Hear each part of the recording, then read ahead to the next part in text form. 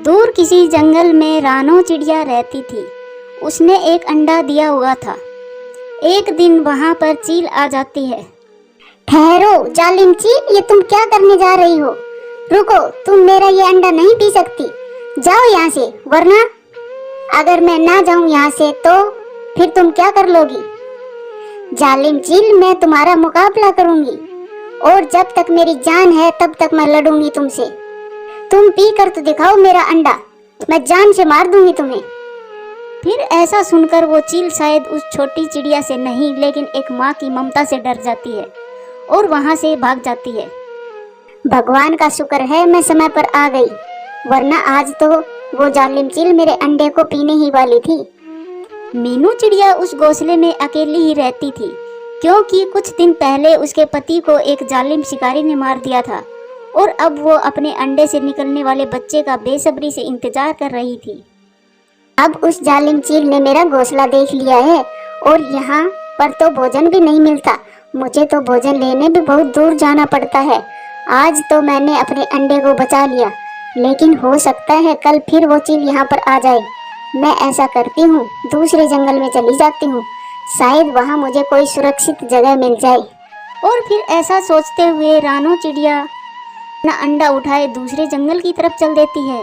रानो हर हाल में अपने अंडे को बचाना चाहती थी।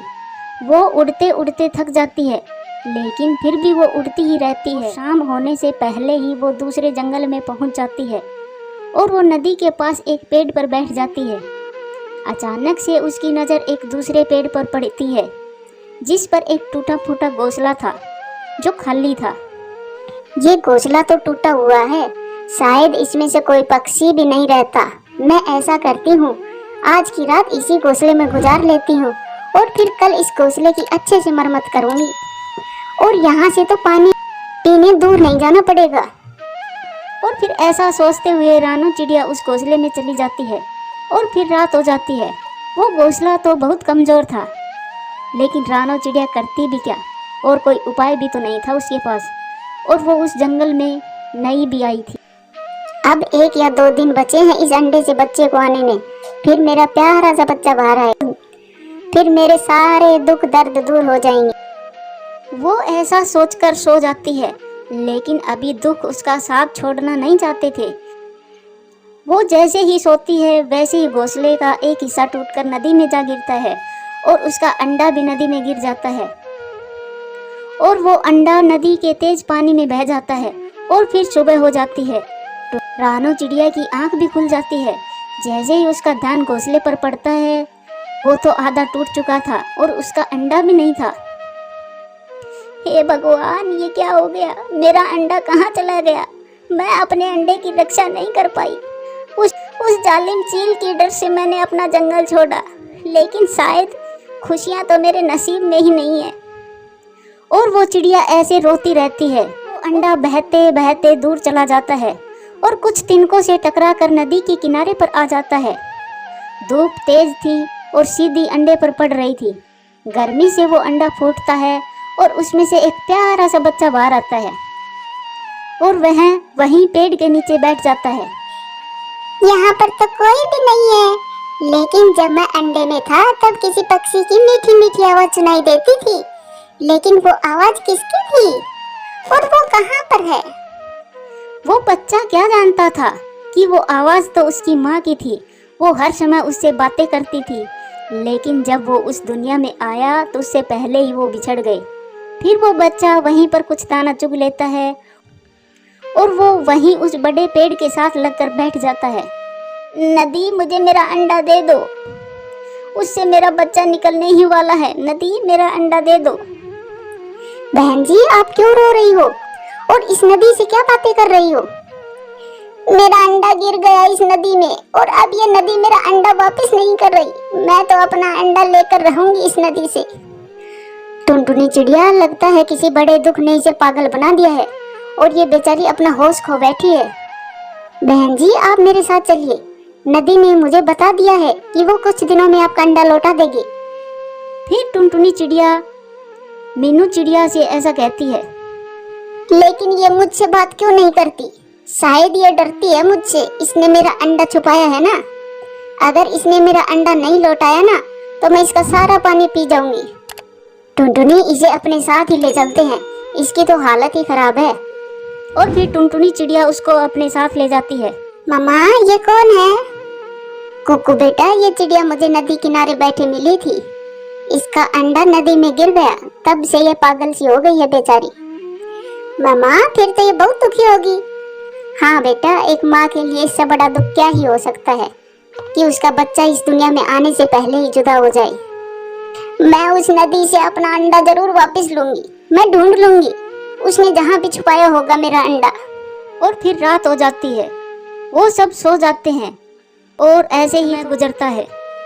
और उस बच्चे ने भी जीना सीख लिया था। वो थोड़ा बड़ा भी हो गया था, लेकिन उसे अभी तक ये नहीं पता था कि वो उड़ भी सकता है। वो अपना भोजन वहीं से ढूंढ लेता और फिर पास में ही नदी से पानी पी लेता और वहीं पर पेड़ के पास ही सो जाता।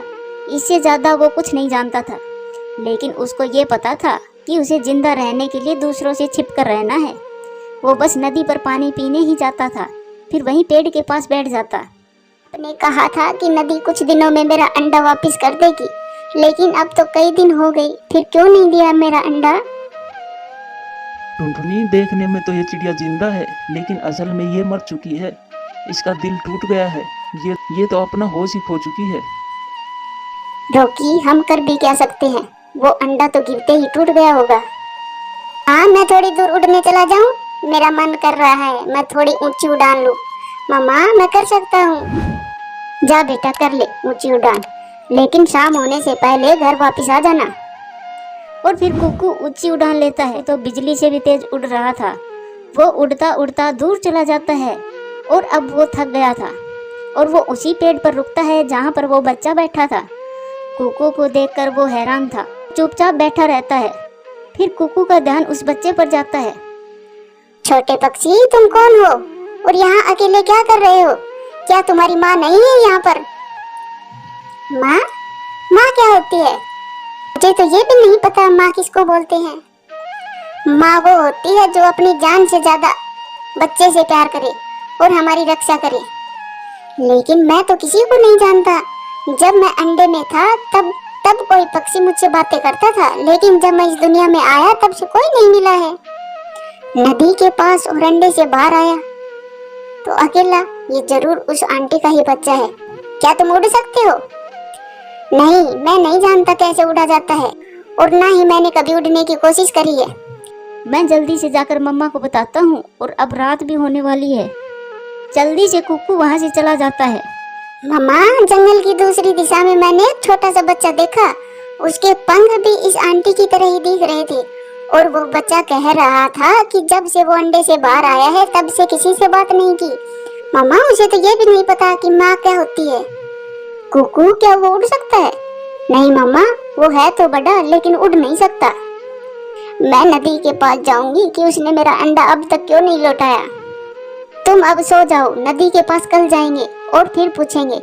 कुकू, हम सुबह जल्दी चलेंगे उस नदी की तरफ। अगर वो बच्चा इस बेचारी चिड़िया का हुआ तो चमत्कार ही होगा। फिर वो सब सो जाते हैं और दूसरे दिन चिड़िया कहती है, बहन जी चलो, नदी ने आज वादा किया था। फिर वो नदी की तरफ जाते हैं।